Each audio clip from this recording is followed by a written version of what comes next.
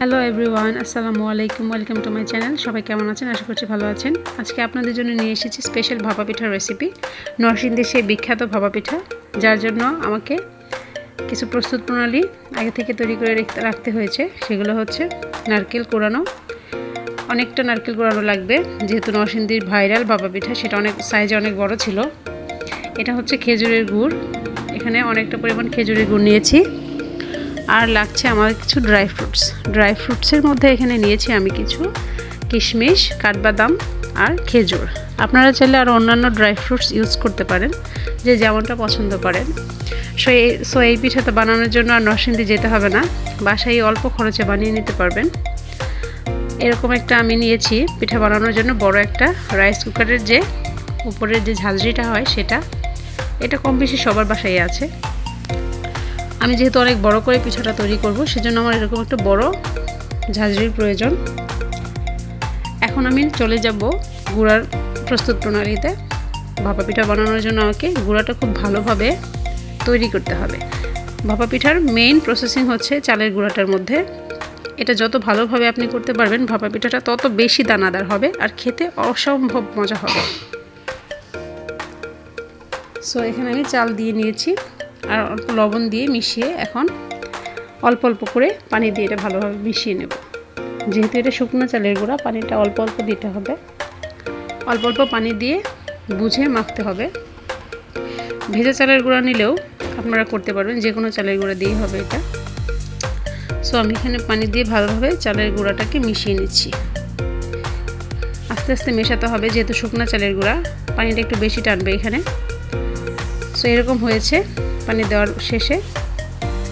এখন আমি এটাকে চেলে নেব।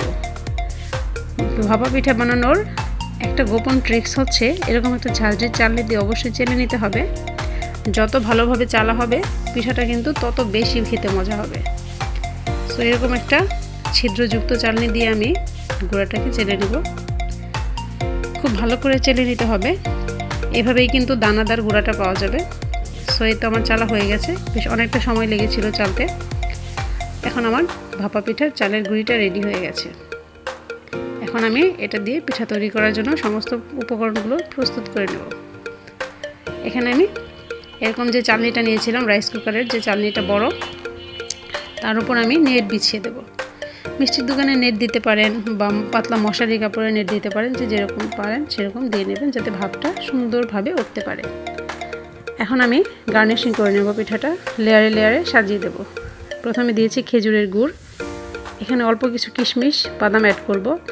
তারপর আবারও চালের গুঁড়া, নারকেল দিয়ে, প্রথমে নারকেল দিচ্ছি, এরপর চালের গুঁড়াটা দিয়ে আমি কভার করে দেবো একটা লেয়ার।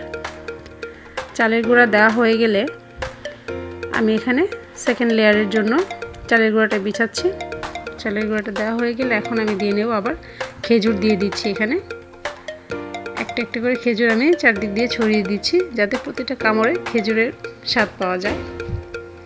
এখানে খেজুর দেওয়ার পরে দিয়েছি কিশমিশগুলো একটু ছড়িয়ে দিয়ে কাঠবাদাম, খেজুরের গুড়, নারকেল, আবারও চালের গুঁড়া দিয়ে আমি লেয়ারটা কভার করে দিচ্ছি।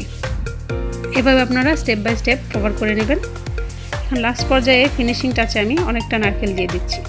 নারকেল ছাড়া তো ভাপা পিঠা মজা হয় না, তাই এখানে বেশ অনেকটা পরিমাণ নারকেল দিতে হবে। সো নারকেল দেওয়া হয়ে গেছে। এখন আমি চতুর্দিকে যে নেটটা অবশিষ্ট ছিল সেই নেটটা দিয়ে ভালোভাবে ঢেকে দেব।